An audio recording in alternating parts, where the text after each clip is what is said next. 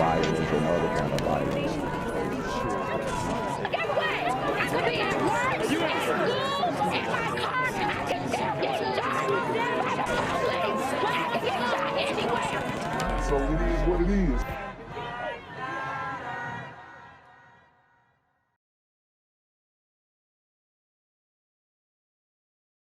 What's good, cyberspace? It's a Black Gen Z mindset. Make sure you go ahead and like, comment, share, subscribe, and let's get into the video. The coalition includes members of the ACLU, the NAACP, CASA, and Jews United for Justice. They say that they want to ensure transparency, and they believe that these proposals weaken police accountability. This involves emergency regulations for police accountability boards and administrative charging committees being set up in local communities. The regulations are proposed by the Maryland Police Training and Standards Commission. They include membership, eligibility, and screening requirements, along with signing a confidentiality agreement. All right, so more restrictions on policing. Is this really something that we need right now? Which I'm not against background checks and screening and whatnot, but we're in Baltimore, right? And we know what's going around in the community, and it's bad. And the police have been handcuffed enough. I think they need to get back to doing their jobs. And a lot of these initiatives and these changes coming from the city council or any administrations, they're just making the problem worse. To serve on the Administrative Charging Committee, or ACC, a member could not have a conflict of interest, be under criminal investigation, charged or convicted of a crime, and must submit to a background check. Also, an ACC shall not administratively charge a police officer for conduct for which the officer has previously been disciplined or sanctioned.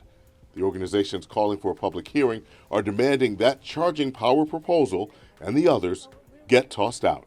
If there's new evidence that comes out, or somebody brings forth new information, and that could change the punishment that the officer receives, or changes whether or not the officer does receive punishment, the Administrative Charge Committee should still be able to review that. Police cannot police themselves, and the Maryland Police. And neither can the community. And that's what we've been chanting in the community. Police ourselves. So we need help from the police. I think passing any initiatives at this point to restrict their ability to do their jobs is harmful to the safety of the people of Baltimore. The Training Standards Commission is a prime example of when we let police police themselves, they will do whatever they can to protect the thin blue line. The coalition wants lawmakers, members of the Joint Committee on Administrative, Executive, and Legislative Review to have an emergency public hearing to address these issues. Reporting live from Annapolis, Barry Sims, WBAL-TV 11 News. I'm here on the corner of MLK and Frederick Douglass, where a shooting just took place. And as you can see, it's a pretty rough area. So I'm basically risking my life reporting on this madness. So make sure you do me a favor and hit the subscribe button. Like the video, hell, share the video. And make sure you go ahead and leave a comment down in the comments section to continue the discussion on how we can find solutions to all this son violence in the streets. I'm Jenquavius Jackson, here live, reporting from Atlanta, Georgia, BGZM News 17. City police officer in the hospital tonight after being shot in East Baltimore. A fellow officer's quick thinking credited with saving his life. Wow. And just when we were talking about restrictions on police officers and their abilities to do their jobs, you have officers getting shot, responding to domestic calls or crisis situation calls, I think is what they called it. It's very dangerous out here for the police officers. Hello, everybody. I'm Nikki Zizaza. And I'm Denise She called to look. Koch. Welcome to those of you watching on CBS News Baltimore and on WJZ TV. As we come on the air, we've learned the officer is out of surgery and is in stable condition. So WJZ right now live at the scene, Abijoy Burnett with what we're learning about the shooting. Abijoy? Hello. Well, police say someone inside the home had a protective order against someone else, but we're not getting a lot of details tonight about exactly who called 911. What we do know, as you just mentioned, an officer ended up getting shot. Baltimore City Police say one of their officers was shot in the leg while he was responding to a call today. Signal 13, I'm hit, signal 13. The unidentified officer could be heard over radio transmissions frantically calling for help, and officials say it was another officer who applied a tourniquet before the injured police was transported to the hospital. Get a medic here ASAP, he's bleeding from his leg pretty bad. The department said this all started sometime after noon when someone inside a home called for help because another person was experiencing a behavioral crisis. Okay, so as you can see, there was a call for help because the individual was experiencing a behavioral crisis. It sounds like what they would call a mental health breakdown, a situation where most of these leftists would advise a violence interventionist or a mental health behavioral analysis,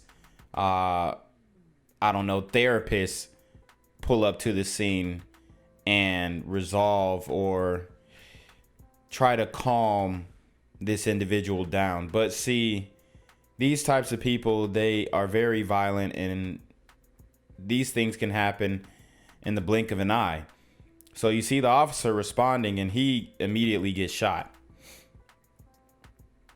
So if you want to send a unarmed violence interrupter into these situations, be my guest, but you're going to be picking up a lot of bodies up off the floor. The deputy commissioner explained what happened next. Officers read, confirmed the protective order, entered the house. As they entered the house, the individual attempted to elude the officers. A struggle ensued as they tried to take him into custody. During the struggle, he was able to get to a weapon that he had on his person, shot one of our officers in the leg. Chopper 13 was over the scene and captured the exact moment the young man, 19 years old, was taken into custody and loaded into the back of a police van.